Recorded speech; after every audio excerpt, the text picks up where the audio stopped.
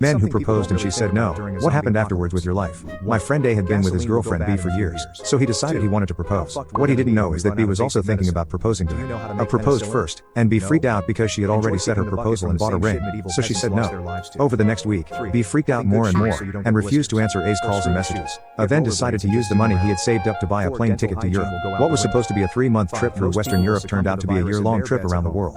One day, A says that he's coming back and B decides to go and wait for him at the airport and propose to him there. It turns out that while being in Peru, A met a girl and they fell in love almost immediately, and got married in Peru. 5 years later, A and his Peruvian wife are still happily married and recently had a baby, while B hasn't still quite forgiven herself for ruining her relationship with A. Most portrayals depict mindless walkers that likely wouldn't know to disrobe when going number 2, so they would eventually be walking around with poop-stuffed underwear and pants. 8. The smell. 9. No one ever thinks to loot a scuba store for shark